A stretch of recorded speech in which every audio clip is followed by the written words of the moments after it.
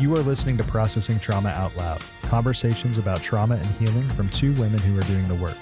My name is Jeremiah Jones, and I am the producer of this podcast. In today's episode, Sher introduces her trauma-informed story coach, Laurie Proctor. Sher and Laurie have worked together for over 2 years around Sher's stories of severe childhood harm. Listen in as Laurie and Sher talk about a part of Sher that is coming forth into beautiful healing as she has experienced being seen and feeling safe.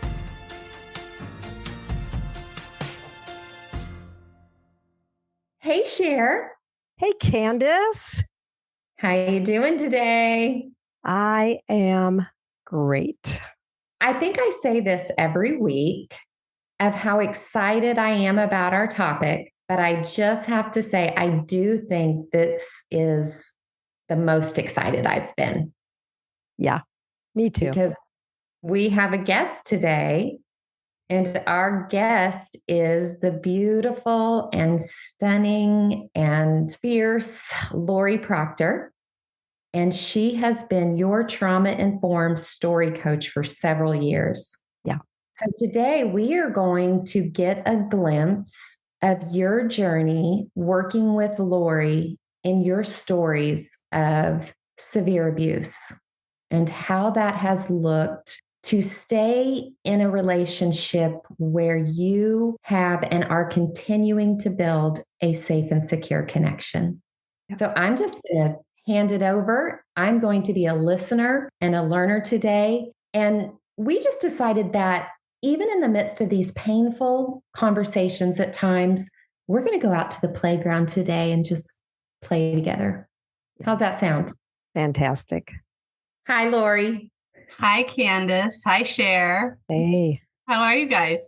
Great. So good. So good to have you here. And just to tell our listeners that I had the opportunity to spend some time with you over the weekend. And it's just been a great prelude to being here this morning and just recognizing the level of security that I feel coming into our time here today, and how in the early, months and months and months that I felt mostly very young with you and safe, but very young, as you tended so well to my younger parts and the parts that had to be exiled as I grew up in the midst of severe trauma, childhood trauma, and then to see how much growth and healing and freedom has come. And so it was great over the weekend to just be with you and some of our other pearls. We were super sad that Candace couldn't be with us. So really great to have you here today. It's great to be here. I'm excited to play. Yeah, me too. And let's go to the playground. Let's play, girls. Yeah. And it's a little awkward for me. I kind of want to turn it to you, Laurie, and let you lead, because that's more the context of our relationship. And so, yeah, let's do that then, because I'm really happy in that role. You know me. Let's go. Enneagram 8. I'll step in. Perfect. But how I always do lead our calls, Sher, is I ask you, what is your intention? Like, what do you most need, want, desire for our time? Like, that's always the question I lead with when I coach people, because coaching is different than therapy, that we can go to the past and sit in the stories. It's absolutely essential. But I also like to set the intention to where you're headed, because if you don't know where you're going, it's easy to default to where you've always been, right? It's just the default to, like, okay, if you don't have a map to where you're headed, you tend to just keep going in the same place. So that's why I like the intention. So that's my question of intention. So where do you want us to go today that we have together? Yes, and I appreciate that question, because I don't want to talk about theory. I want to offer our listeners really a glimpse of what it is like to interact with a coach who sees well. And as I took some time this morning to just check in with my younger parts, I felt such affirmation to just really enter this arena and to be able to have freedom to just flow. So I don't know. I don't have a particular topic per se, but I I'm so open, and I feel like all parts of me are open to just diving in here today and see where. And this is often what we do, right? I'm not sure, Laurie. I'm not coming with anything. Maybe I should have canceled our session, and then 5 minutes later, I'm deep into something, and so I think it's just we'll see what comes. That's. I feel really comfortable with that. That's beautiful. I feel comfortable with it too, because I trust the process. Like when we hold an open, loving, present space for ourselves and one another, yeah, I truly believe miracles. That's like where the miracles happen, in that space of holding, listening, attuning, being curious. That's what I call, and what I like, it's kind of my obsession. I call it essence or self. And or we call it soul, like different places call it different things, but it's that is inside of us that is unchanging. It's always tethered to love, and it's always open and loving and curious. And no matter how much trauma we have that in us. Mm-hmm. Some of us don't have access to it because all our fragmented, traumatized parts are kind of covering up our self or essence energy, is that I call it. But once we start to really trust that in ourselves, that we have everything we've ever needed within, it starts to open up this space where we can feel safe within ourselves, if that makes sense. So I get obsessed with essence, with how do we just hold a space where we get to just be curious of our stories and of our feelings, of our sensations, of our thoughts even. So I'm obsessed with that. How do we become that present, loving space for ourselves and then for another? So really with my work, with my clients and with you, Sher, it's to hold that space and to trust that when all parts of you feel safe and trusting, then the stories that need to come will come. Yeah. And then we can tend with care and with love. And so that's what we do, right? Yeah. When we work together, we just open a space that's safe, that kind of does this. And if you can't see me, I'm like, come, right? The parts of us are shy and are scared and have been so hurt and traumatized, and they don't want to come. Yeah. So working with a story coach, it's basically someone who can hold a safe space to say, no, all of you is welcome. Yeah. All of you will be welcome here. As you're talking about that, one of my parts is saying, me. Yeah, I'm so happy about this. And even this morning, as I prepared, I felt like this part, and we've talked a lot about her, but haven't always felt like we have seen her clearly, or at least I have struggled to feel like I see her clearly. And it's Sally, and Laurie knows all about Sally. And this is a part of me who really holds feminine power, feminine beauty. And that had to be this part of me had to be so shut down and even exiled for a long, long, long time through my childhood, but then even into adulthood, as I couldn't access her, really. Didn't even know about my parts for so long.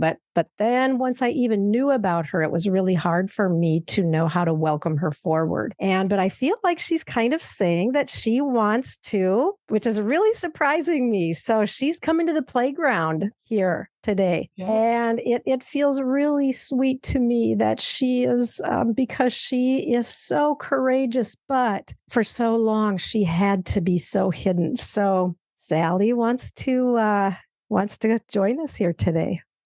Well, welcome, Sally. What does Sally need us to know or want us to know about her story? Yeah.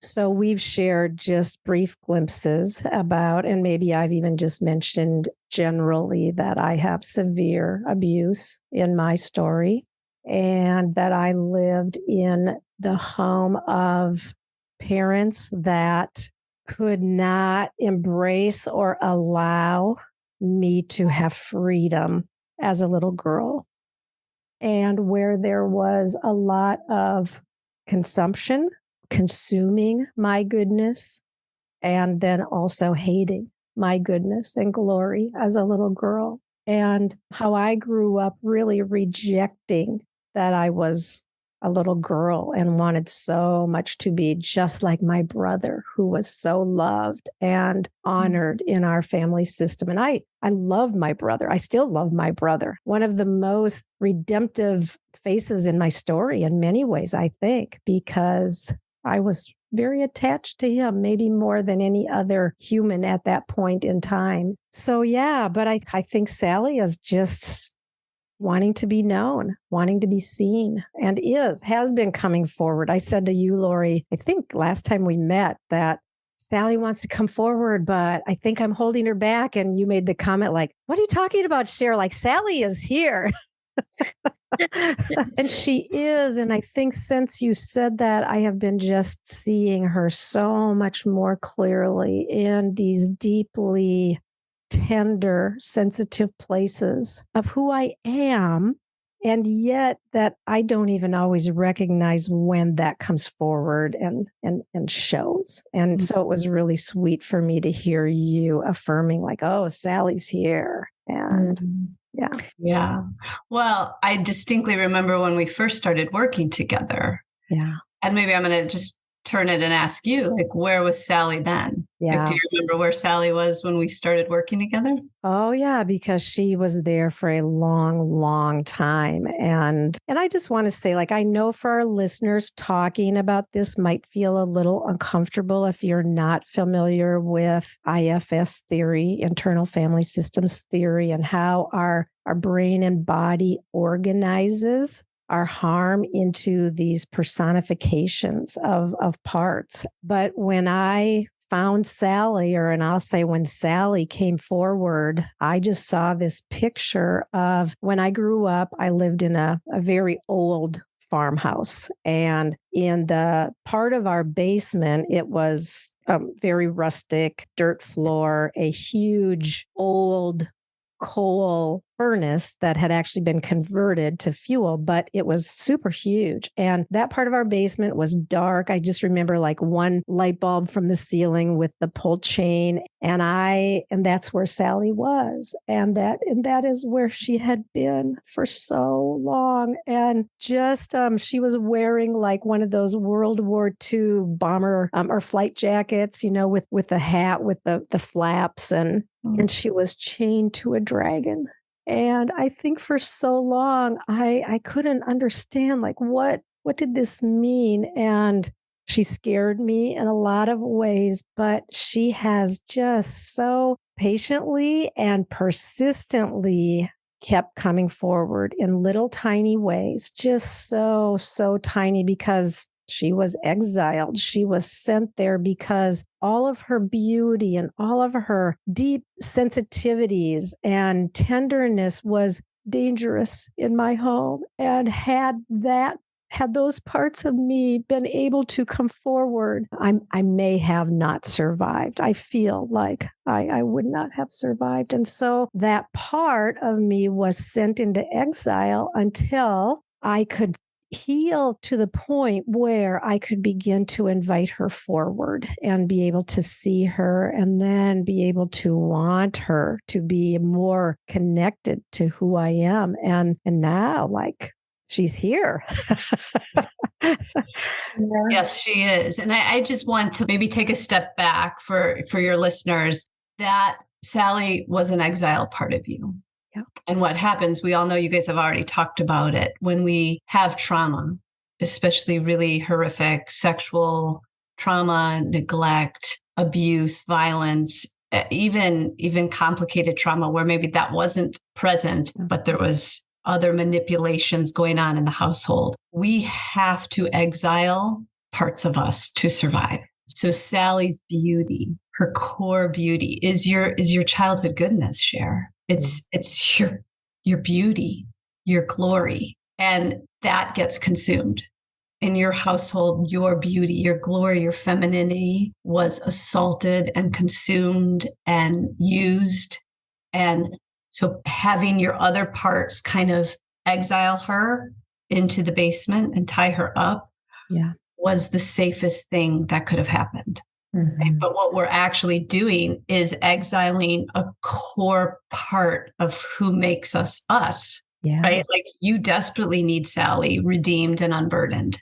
But when she's burdened, she's just going to feel like too much pain, too much ache, too much, or not enough love, not enough care. And so we exile those sensations, feelings, parts of us. Yeah. And you're so beautifully naming how you had to exile her. Mm-hmm. And then through our work together, so how did she become more healed? Because she's here now and she's still healing, but she is healed. Yeah. So how did that happen? You tell us. Yeah, well, I think it's just been the very gentle process of how you really invited my younger parts to come forward and be known. And as I was able to do that and to receive, as Candace and I have talked about so many times, the 4 S's, you seeing me and soothing and keeping me safe and secure in these places where I felt so much violation and shame and loneliness and longing and desire. And yet anything that felt almost good needed to be held back and down because, in a way, possessing goodness for me as a child was that was places of violation. And so to be in this place where I could bring my stories forward and my stories of assault or violence or all the things that happened that then covered me in so much shame that sent me into hiding, and to be able to bring those forward step by step, slowly, but very intentionally and courageously, if I might say so. But because I felt so much love and care from you. So in the context of that, in which I think I tested many times along the way, is this real? Can I really trust? And then I give a little more. And then we'd process that. And then I'd give a little more. And so it's been this very slow process of healing that has really come in the context of our relationship, where you have allowed me to be wherever I was at that particular time. And then you met me there with just love. I'll just say love, and helped me and all the various parts of me become safer and seen and known and healed, so that step by step, then the way became safe for Sally, which has been such a deep place of wounding and loneliness. But now she's knows that she's safe. And yeah, and that's so beautiful how you explain that, Sharon. And I just keep thinking of the question I always would ask you. And this is what I ask all my clients, because those places in us, they haven't been safe, right? That's why they've had to be exiled. And even the places us that protect our exiled places don't feel safe. So one thing that we do in IFS in particular, and that I've done in our story coaching since the beginning was what? It's to always ask you, well, Cher, how do you feel about Sally? Right? Like it's always because I can soothe and see and create safety for Sally. But as your coach, right, I want to teach you how to create safety and love for Sally. Yeah. Right. And that's the key, because so often I think therapists or people, they become the safety, they become the good parent. And that's beautiful, but it's not enough. Right. It's not enough, because then now, as the client, or even me who goes to counseling, now I'm dependent or needing my therapist to be that attuning parent. And that's kind of a setup in a way, because guess what? That therapist is human and will probably fail me at some point, and there's going to be rupture, which does happen. But when we can become the attuning, loving, safe parent for our parts, all parts of us, now we're onto something. Yeah. Because now we don't have to go outside of ourselves to find something to be whole. Yeah. It's actually within us. And that's the beauty, I think, of this work. We do need another at times, but then we also do have to learn to do it for ourselves. It's a both and. Right. But I couldn't do it for myself until I experienced it and then was able to watch you. And even then, so then when I wasn't with you, I could begin to ask myself, what would Laurie say? What would Laurie do? Truly, I mean, many, many times, even still at times, when I find myself just in some kind of turmoil, and I will think, okay, and I'll tune in to my young places, and often now they will tell me who it is that's struggling. And I will even many times ponder, okay, what would Laurie say? And it's the modeling and the experiencing with you that has helped me really learn how to care well for my young parts to where I am now, caring very well for them. And it's like, and not only has it brought so much freedom and goodness to my parts, but I will just say, like, overall, the sense of deep emptiness and longing that I lived with my whole life is just gone. There are moments, of course, of feeling loneliness or missing, but to have been, and I'm going to just wrap this up a little bit with this, as much as I don't want to, but I'm looking at the clock and I'm just thinking,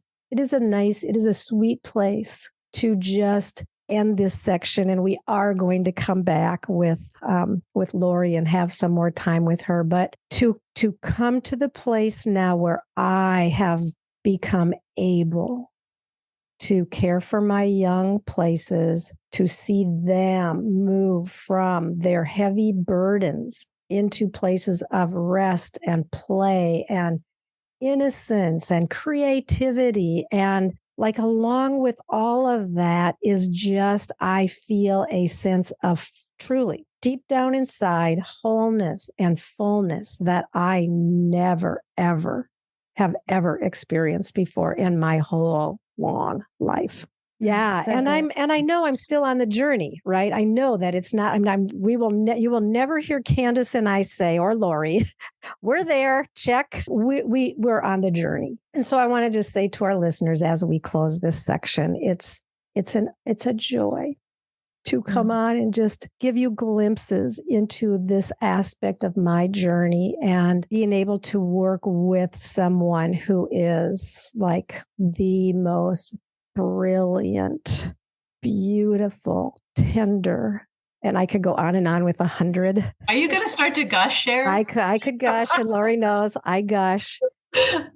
Laurie has been truly the most significant human in my life. And I am so grateful. And I love you so very, very much. I love you too, Sher. And Love both of you. and we love you, Candace. It's a love fest, girls. And we're not ignoring Candace. She very graciously allowed and invited Laurie and I to just have this interaction today. But Candace knows my story and my journey, and Candace and Laurie have connections through Story Group, and it's beautiful. So, Laurie, thank you for being with us today. It's been an honor. And can I just say one more thing? I know you guys are doing a time thing here, but Sher, it's been an honor and a privilege to watch you heal in real time, because I know you came to me, you had already done so much healing work, and really all I did was teach you how to attune to yourself. And then you were like lightning quick, like, oh, and then all the healing just started happening because you had done all that groundwork. And then you were willing to attune to all your parts. And that truly, to me, is the gift in this work, is when we can become that healing presence for ourselves. Yeah. So good. Thank you, Laurie. Thank you, ladies. Thank you for listening to Processing Trauma Out Loud.